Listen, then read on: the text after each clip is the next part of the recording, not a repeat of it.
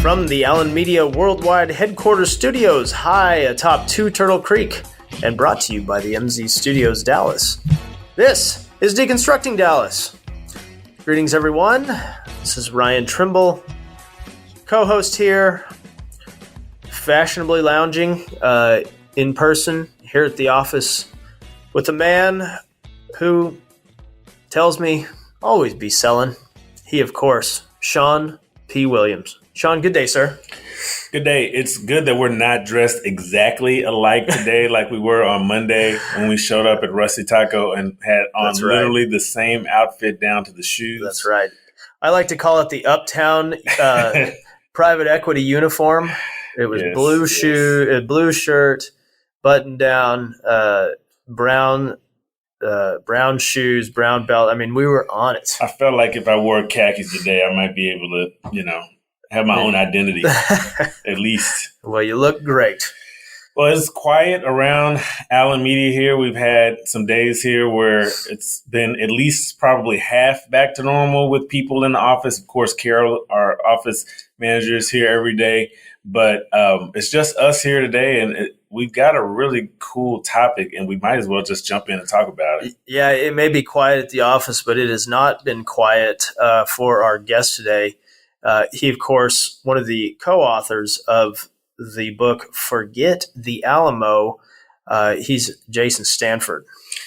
I'll talk about, I've obviously read the book and have some pretty strong feelings about it. But what was the most interesting to me in preparation for today is that the publication date on the book is June 8th. I mean, we're not even 2 months out, and they have become part of the conversation here in Texas around Texas history and how to preserve history and how to, promote history, how to teach history. And, this book has had a humongous impact in the state, and it's making its way even out into the national scene just over less than 2 months. Yeah, it's interesting. Obviously, history is something that I know both of us value, in Texas history especially. You, of course, a native Texan, a 7th generation Texan? I want to say 7. Yeah, I want a 7th generation. There's been 6 generations born here, and there's one. The first obviously was brought here to Texas. So 7 generations. Yeah, so very interesting. I, of course, from New Mexico, probably at some point was part of Texas, I guess. They could probably lay a claim to it at some point. But here I am in Texas proper as it is drawn today. And, Shawn, I've been to Texas Independence Day at the Sam Houston gravesite. I've crawled through the cemetery there, been in the basement. There's a good man, Mac Woodward, who was the curator of the Sam Houston Museum. And, he would go in the basement. He pulled out a letter that was a letter from Andrew Jackson to Sam Houston. Maybe we can send him some more money for something to preserve these letters a little better. But some amazing historical, wherever you are on any of these issues, there's some amazing historical notes and a pretty wild story that happened here in Texas. Yeah, I'm really interested to talk to Jason Stanford. He wrote this book with Bryan, Burrough, and Chris Tomlinson. I believe Chris is a graduate of Skyline here in Dallas. I believe one of my friends told me. And, I went through 7th grade history here in Texas. I remember it very well. And, I thought I had all of this down. I've been to the Alamo. I've been to the Capitol. I'm a proud Texan, just like so many people. But reading this book and just seeing other parts of this story, number one, there were times I was upset. There were times I was just kind of shrugged my shoulders. But more than anything, it made me want to get back into my own family history, my own research.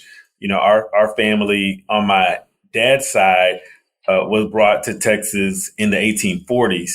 I have an ancestor, Jack Williams, who was born in what is now Lamar County in 1847. And so his parents were here. So that's where the 7th generation comes from. On my mother's side, my great-great-grandfather, Jack Woodard, moved here from Tennessee in 1870. So I usually focused on that part of the history, and we can go to Fannin County and see his gravestone. He's buried right there between his two wives, which is an interesting piece of family There's history. Some history there. Very interesting piece of family history. But that's the thing for me personally, is it really engaged me in wanting to go back and look at our family history, because this is all Texas history. That's kind of my takeaway is, there's not this one view of what happened and what it is. It's we're all part of it.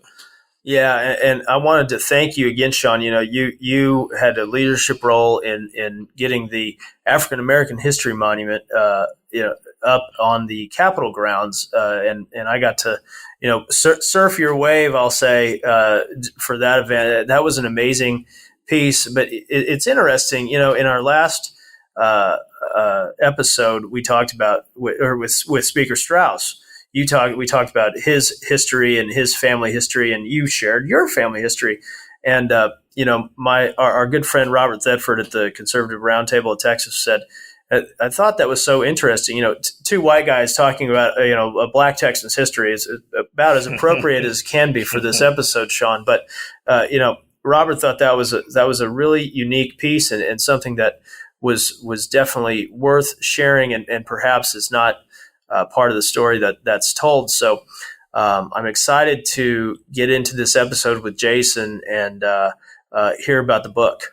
I'm also excited because, one of the things I learned a lot more about was the Tejano contribution to Texas, to the Alamo, and to Texas history and early Texas history. So I'd like to talk to Jason about that. And, I'm super interested in seeing where this goes. And again, I've got a upcoming 7th grader to worry about as well. So how about we just jump into it? Let's do it.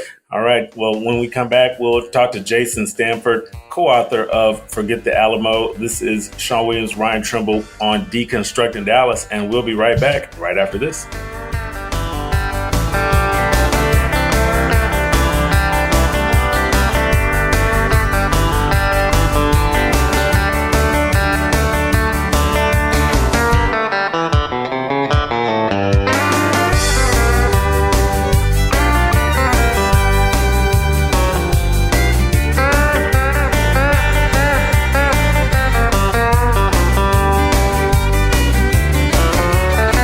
Welcome back, Deconstructing Dallas. Ryan Trimble, Shawn Williams.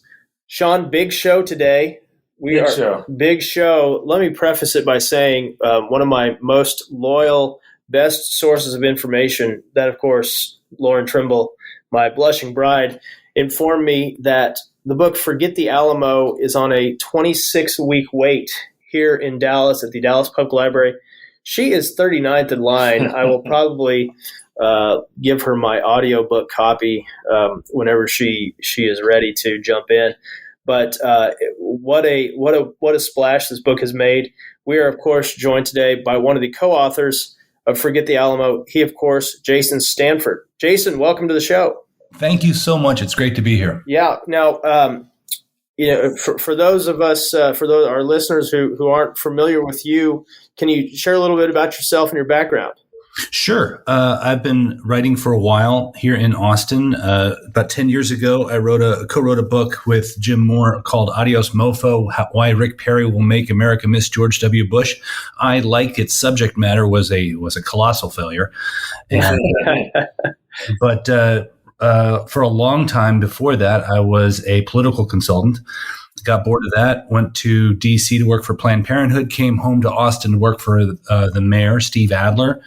And now I am running communications for the Austin Independent School District. Well, Jason, there are a lot of folks like me that found out about your book after the event that was canceled in Austin at the Bullock Museum a few weeks ago. And I'm not really interested in the cancellation as much as I am about what that has meant for your book and how it's affected the audience for your book. Sure. It is very clear that had the lieutenant governor not ordered the Bullock Museum to cancel as co-hosts of the event, it was just a virtual book event for about 300 people, that most people who know about the book never would have heard about Forget the Alamo. It caused huge controversy. It made headlines in languages I don't recognize. And more importantly to the success of the book, people bought it. It sold out of Amazon twice in 1 week, and it made the New York Times bestseller list. There are literally thousands of people who've read the book who never would have even heard about it had Dan Patrick not forced the bullet to pull the rug out from under us. Well, Jason, I'm interested to hear how you, Bryan, and Chris came together and decided to write the book together. I don't see a lot of books with 3 authors. So maybe share a little bit about how you came together, and then what did each of you bring to the project? Sure. It's just a complete accident. We have an informal club of writers in Austin, and that Chris and Bryan and I started, just a reason to get a whole bunch of introverts together in a room once a month. And we were having brunch together to try to figure out how to reinvigorate it, because it was off to a little bit of a shy start, shall we say. And we were just eating eggs, and Chris told us about a column he was writing. He's a business columnist for the Houston Chronicle and San Antonio paper, criticizing plans to spend $500 million to redevelop the Alamo and build a big museum based on this myth. And Bryan, who's born and raised in Texas, said, "What myth?" And Bryan Burrough, he's written 3 New York Times bestsellers. He's no naive, but he, like most Texans, had never really questioned what he was taught in 7th grade history.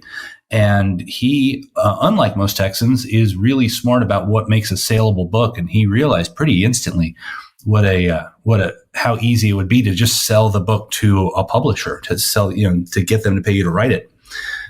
Because there's obviously an audience for this. And this is a big thing that, quote unquote, no one really knows, even though it's pretty widely known among historians and academics, and not to mention the Hispanic community in Texas. But we started going off and talking about other things because none of us were really interested in ruining our lives and writing a book at the time. And Bryan clearly had this subroutine still running while he was eating eggs. And he put his hand down on the table, slapped the table, and said, "You got to call it Forget the Alamo." At which point we all just slumped our shoulders because we realized that we had to write it. You don't let a good idea like that with a perfect title just go unremarked upon. The books, we sold the idea 2 days later. It sold tremendously fast, and it only took 2.5 years of our lives to write. Well, you mentioned 7th grade history, and for those of us who grew up in Texas, you do remember it. I remember my teacher, the classroom. I remember what the book looked like. It's a rite of passage, and my daughter is headed to the 7th grade this year. So, how did you all see, and have you seen the difference in how Texas history was taught to how it's being taught today? Right. So your boomers in Texas were raised on Texas history movies. And it was this incredibly, shockingly, in retrospect, racist comic strip that ran in the Dallas Morning News about Texas history. One example is they called Mexican Americans beaners. It was straight up that. Native Americans were inarticulate and monosyllabic. It's exactly what you think of. Those comic book strips were collected into a book that was given to every single kid taking Texas state history. It was so the way we have taught Texas history growing up, especially as surrounds the origin of the Republic, the Texas Revolution, has enforced this myth for a long time. It kind of started getting better, though, in the 70s, 80s, and 90s as we were re-examining a lot of other history. And then by the time Ann Richards and George W. Bush were in charge, it was a pretty progressive curriculum. I would have been taught, had I grown up here, it wouldn't have been required at all that the defenders of the Alamo were taught as heroes, because it was widely assumed that they were, but it wasn't a state-sponsored requirement.